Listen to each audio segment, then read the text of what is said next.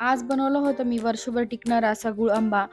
तर त्याआधी ना माझी दिवसाची सुरुवात आहे ना रोज आद्विकला स्कूलला पाठवूनच होते. तर तोही स्कूलला चालला त्याच्यासोबत जिनूनही चान्स मारून घेतला. त्यानंतर तिचंही आवरलं आणि मी ना माझ्या बहिणीची आत्ता आहे ना 4-5 दिवसांनी लग्न आहे. त्यासाठी ना मी ही हळदीला साडी घेतली आहे. खूप छान भेटली मला ही ₹500 ची आहे. मला आवडली होती म्हणून मी घेऊन आली. तर घातल्यानंतर अशी दिसतीये.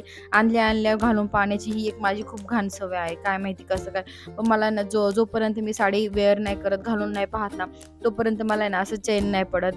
तर असो त्यानंतर आहे ना ही एक साडी आहे माझी. ही जी मला साडी ना मम्मीनी ना मला 2022 मध्ये 2022-21 मध्ये घेतली होती रक्षाबंधनच्या टायमाला.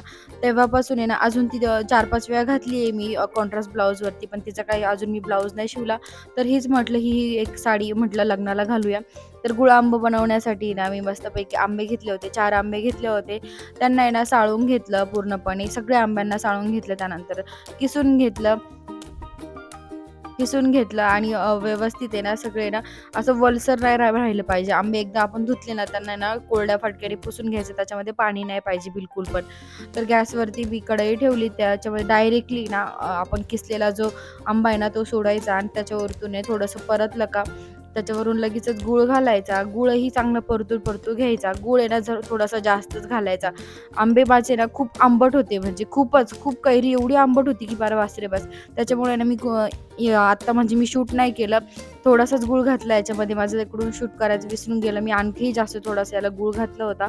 तर थोडंफार आहे ना 10 मिनिटापर्यंत आहे ना मऊसूत होईपर्यंत आहे ना शिजवून घ्यायचं. त्यानंतर त्याच्यामध्ये विलायची पावडर टाकली चवीप्रमाणे म्हणजे टेस्टसाठी आपल्याला आणि हा आहे ना वर्षभर टिकतो. खूप छान लागतो. मुलांना आहे ना लहान आपण डब्यासाठी देऊ शकतो. खूप छान आहे ही रेसिपी आणि काचेच्या बरणीमध्ये भरून ठेवलं ना तर वर्षभरही टिकतो. तर असो त्यानंतर आहे ना संध्याकाळच्या टायमाला आहे ना अद्विकला म्हणजे आज बाजार होता तर त्याला आवीने आंबे आणले होते तर त्याला कापून दिला.